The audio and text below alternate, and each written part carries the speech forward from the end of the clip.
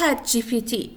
اگه تا حالا از چت جی پی تی استفاده کردی ولی خروجیایی که گرفتی یا به دردت نخورده یا اونقدر کلی بوده که اصلا برات کاربردی نداشته، این ویدیو دقیقاً برای توه. به نام خداوند بخشنده مهربان، سلام. به آکادمی برایت فیوچر تکنولوژی خوش اومدید. اینجا قراره هوش مصنوعی رو واقعی، عملی و بدون کلیشه یاد بگیریم. دقت کردین یه وقتایی میای از چت جی پی تی استفاده میکنی ولی نه تنها نتیجه ای نمیگیری، تازه یه جورایی نه تنها به دردت نمیخوره، تازه گیجم میشی. یا جوابایی بهت میده که اصلاً به دردت نمیخوره. این ابزار بد نیست، اینه که ما نمیدونیم اصلا با چی طرفیم، چجوری میخوایم ازش استفاده کنیم. راه درست استفاده کردن ازش اینجا. قبل از اینکه بریم سراغ توضیحات، من میام یه چیزی رو شفاف میکنم براتون. دلم میخواد خیلی بهش دقت کنی. چت جی پی تی نه میفهمه، نه فکر میکنه، نه حقیقت رو بررسی میکنه. ببینید بر اساس داده هایی که دادید بهش، قبلا داشته، کسایی بهش دادن، میاد چیکار میکنه؟ جوابی که محتمل تره رو برای شما میذاره. پس هرچی سوالاتون دقیق تر، داده ها دقیق تر و درست باشه، خب خروجی قابل اعتماد تری هم میتونیم داشته باشیم. برای داشتن چت جی پی تی ما میتونیم راههای مختلفی رو استفاده کنیم، یا از مرورگر که الان میخوایم با هم دیگه پیش بریم، یا اینکه بیاین اصلا نصبش کنید. شما روی گوشیتون برای همیشگی داشته باشید این اپلیکیشن رو. هیچ فرقی نمیکنه، کاراییشون کاملا مثل همه. وقتی که میخوایم وارد بشید، ببینید توی حالا هر مرورگری که هستین فرقی نمیکنه. چت جی پی تی رو بنویسید، دقت کنید یه همچین چیزی باید براتون بیاد که برای شرکت اوپن ای و شکل آیکونش هم به این صورته. وقتی که میزنید وارد میشید، داخل یه همچین صفحه‌ای وارد میشه که حالا من تک تک این صفحه ها و این توضیح ها رو براتون توضیح میدم. خب ببینید برای سوال کردن شما اینجا میایید و سوالتون رو میپرسید و حالا هر آن چیزی که خواستید رو جواب میگیرید، ولی بهتره که لاگین کنید و بعد از وارد شدن بیاین حالا توی محیطی که برای خودتون اختصاصی خودتون هستش اونجا کار کردن رو شروع کنید. خب من میگم از طریق گوگل. ببینید هم میتونید از طریق اپل باشه، از طریق اکانت مایکروسافتتون باشه، حتی با شماره تلفن باشه، این هیچ فرقی نمیکنه. من میگم با اکانت گوگل هم میخوام وارد بشم. اگه ایمیل درست کردن رو بلدید که چه عالی، اگه نه حالا من توی قسمت های بعد براتون میگم. ببینید من حالا اکانتی که داشتم BFT حالا از طریق ایمیلی که داشتم وارد شدم. دقت کنید این محیط یه محیط گفتگوه. الان من یه سلام بهش میدم.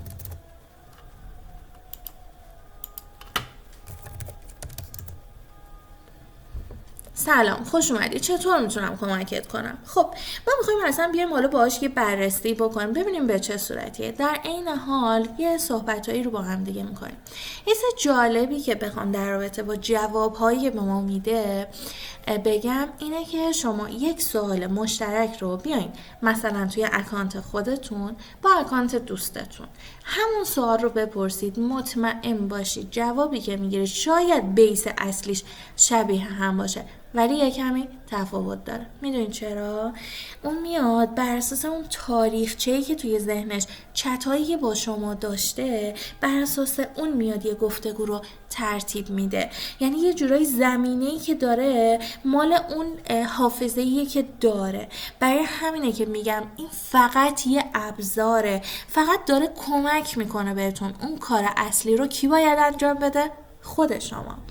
پس اگه شما اومدین و مثلا اینجا یه سوال ازش پرسیدین و بعد رفتین توی اکانت دیگه، توی جای دیگه همین سوال رو عیناً پرسیدین و جواب دیگه شنیدین، بدونید که کاملا منطقیه، الگوریتمیه که براش نوشته شده. خب حالا من یه سوال ازش میپرسم، میگم میخواهم هوش مصنوعی رو یاد بگیرم.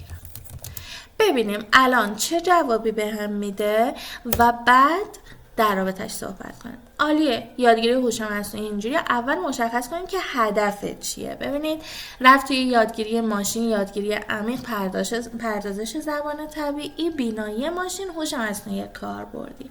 پس ببینید از اول چون من براش کامل مشخص نکرده بودم، ببینید گفته اگه میخوای از صفر شروع کنی باید پایتون رو یاد بگیری، ریاضیات در حد همین که جبر رو بدونی، احتمال رو بدونی، مشتق رو بدونی، بعد هی توضیح داده تا به آخر. درسته؟ پس اصلا اون چیزی که چون من نمیخوام خیلی تخصصی هوش مصنوعی یاد بگیرم، پس الان اشتباه از کی بود؟ از من بود. باید چیکار کنم؟ سوالم رو درست ازش بپرسم. چون ببینید میگم اون فقط یه ابزاره، شما باید دقیق بهش بگید که چی. مثلا میگم من هیچ پیش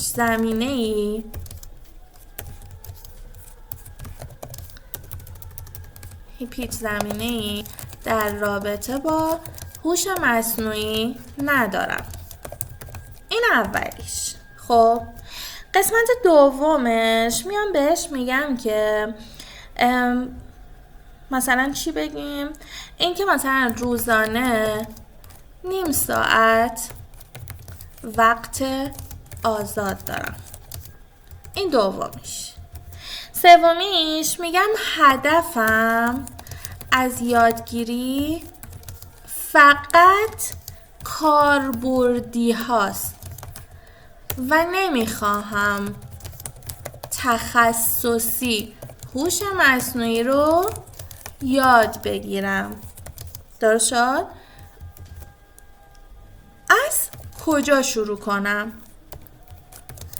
بعد دقت کنید بهش بگید که من مثلا میخوام پله پله مرحله به مرحله با تو جلو بیام. خب شروع کنم. ببخشید من چند تا و قدم به قدم به من بگو. خب ببین چند تا قسمت رو کامل براش روشن کردم. حالا جوابش رو ببینید به چه صورتی به من میده. خیلی عمالی. با شرایطی که گفتی 0 مطلق، روزی 30 دقیقه، فقط کاربردی. راه حلش چیه؟ اینه که بدون ریاضی و بدون فرمول تمرکز این که چطور استفاده کنم. اول اومده گفته چی؟ چت بات‌ها رو یاد بگیر، تولید متن رو یاد بگیر، تولید تصویر رو یاد بگیر، خلاصه سازی و ترجمه رو. کار عملی اینه که هر روز از چت جی پی تی برای خلاصه متن، نوشتن ایمیل ایده گرفتم و روز 4 تا 7.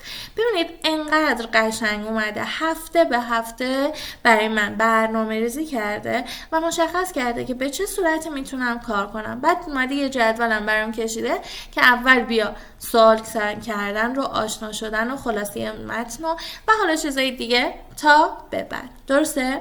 و این رو به صورت قشنگ روزانه میتونم باهاش پیش برم. پس میتونید ببین حتی آخرش خودش چی گفته؟ به عنوان یک مربی شخصی ازش استفاده کنید.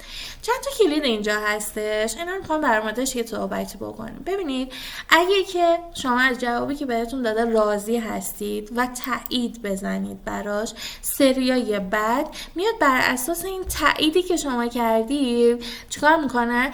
خب خوشایند شما رو خیلی براش مهمه، خوشایندت رو در نظر میگیره و جوابهایی رو بهتون میده.